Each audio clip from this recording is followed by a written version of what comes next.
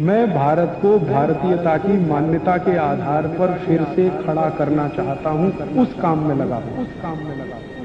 महर्षि भागवत कहते हैं कि जिंदगी में 85% बीमारियों को हर व्यक्ति स्वयं ठीक कर सकता है। तो अब तक जो मैं बात कर रहा था कल तक, वो 85% वाला हिस्सा था। इसमें से आपको कोई भी बात ऐसी नहीं लगी होगी जो किसी विशेषज्ञ की मदद से करनी पड़े। अब तक मैंने जितना भी आपको बताया है वो सब इतनी सरल और सहज बातें हैं जो आप स्वयं कर सकते हैं। आज मैं आपको 15% वाले हिस्से की बात करूंगा। जो बचा हुआ 15% हिस्सा है जिसमें किसी विशेषज्ञ की जरूरत है, वो वाली बात आपसे शुरू करूंगा। लेकिन आज आप महसूस करेंगे व्याख्यान खत्म होने के बाद कि अरे ये 15% भी हम कर सकते हैं। भागवत जी की यही खूबी है, वो ये मानते हैं कि दुनिया का हर व्यक्ति विशेषज्ञ हो सकता है। और वो ये भी एक जगह लिखते हैं कि मैं अकेला भागवत नहीं, मेरे बाद और भी हो सकते हैं। वो ये कहते हैं कि जो व्यक्ति भी अपने शरीर का सूक्ष्म अवलोकन कर सके, ऑब्जर्वेशन सूक्ष्म माइक्रो लेवल पे, वो सभी विशेषज्ञ हो सकते हैं। तो विशेषज्ञ चिकित्सा के स्तर पर आज मैं उनका एक अध्याय आपके सामने लेता हूं। ऐसे उन्होंने लगभग 40 से ज्यादा अध्याय लिखे हैं, उसमें से एक मैं शुरू करता हूं।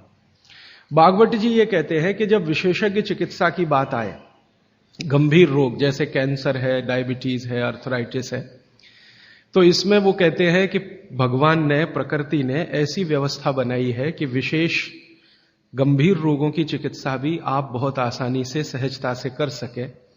उसमें से उन्होंने एक जगह लिखा है कि इस पूरे ब्रह्मांड में, पूरी प्रकृति में ऐसी कई चीजें हैं जो एक साथ वात, पित्त और कफ तीनों को ठीक करने की शक्ति रखती है, एक साथ। बहुत कम चीजें ऐसी हैं प्रकृति में जो वात, पित्त, कफ तीनों को एक साथ ठीक रखें। कुछ चीजें ऐसी हैं जो वात को अच्छा रखेंगी, कुछ चीजें ऐसी हैं जो पित्त को अच्छा रखेंगी, कुछ चीजें ऐसी हैं जो कफ को अच्छा रखेंगी। वात को अच्छा रखने वाली सबसे अच्छी चीज जो आपके घर में है वो है तेल। तेल तेल वो जिसमें आप सब्जियां बनाते हैं, तेल वो जिसमें आप सब्जियां बनाते हैं। तो सबसे अच्छी चीज वो बोलते हैं कि तेल है, जो वात को हमेशा समभाव में रखता है, समानता में रखता है, वात को बढ़ने नहीं देता। लेकिन उन्होंने एक शब्द पर जोर दिया है कि तेल का माने शुद्ध तेल। अब ये शुद्ध तेल उन्होंने लिखा 3500 साल पहले। आज के विश्लेषण में अगर हम ध्यान दें तो शुद्ध तेल का माने तेल की घानी से निकाला हुआ सीधा सीधा तेल, बिना कुछ मिलाए हुए सीधा सीधा तेल, कोई भी मशीन से निकाला हुआ सीधा सीधा तेल, उसमें कुछ नहीं मिलाया, मतलब नॉन रिफाइंड तेल। नॉन रिफाइंड तेल। अगर आप तेल खा रहे हैं तो भागवत जी का निवेदन है कि आप तेल शुद्ध खाइए, माने रिफाइंड तेल मत खाइए, डबल रिफाइंड तेल मत खाइए। अब आप कहेंगे जी क्यों नहीं खाएं, डॉक्टर तो यही बोलते हैं कि रिफाइंड खाओ, डबल रिफाइंड खाओ तो आपको हृदय घात नहीं आएगा, वगैरह वगैरह। ये जो रिफाइंड तेल है, मैंने इनको देखा है कैसे रिफाइंड किया जाता है। आप भी देख लें, कभी मौका मिले तो बहुत अच्छा होगा। किसी भी तेल को रिफाइंड करने में 6 से 7 केमिकल इस्तेमाल होते हैं और डबल रिफाइंड करने में 12 से 13 केमिकल इस्तेमाल होते हैं। वो सब केमिकल मनुष्य के द्वारा बनाए गए हैं प्रयोगशाला में। भगवान का बनाया हुआ एक भी केमिकल तेल को रिफाइंड नहीं कर सकता।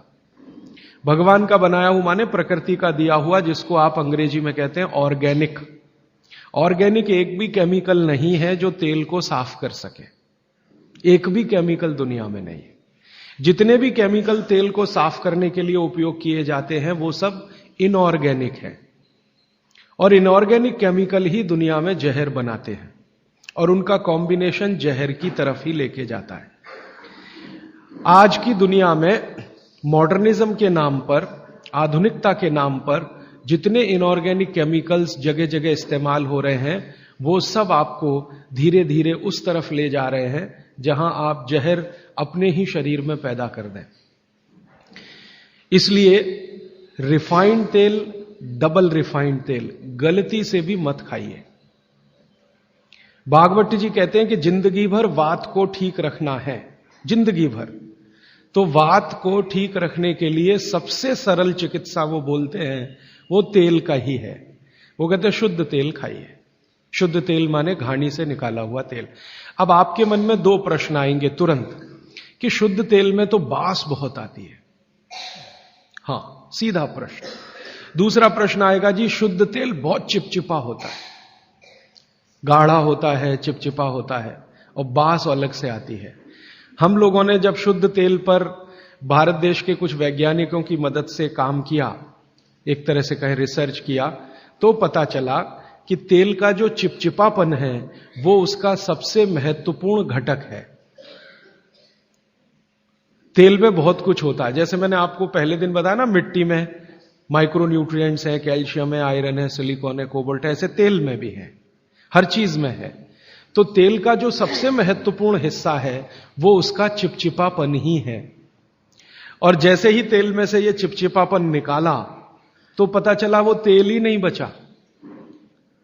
तेल जिस चीज के लिए खाया जाता है वो बचा ही नहीं, वो हिस्सा ही गायब हो गया। फिर हमने देखा कि तेल में जो बास आ रही है, बास, वो उसका प्रोटीन कंटेंट है।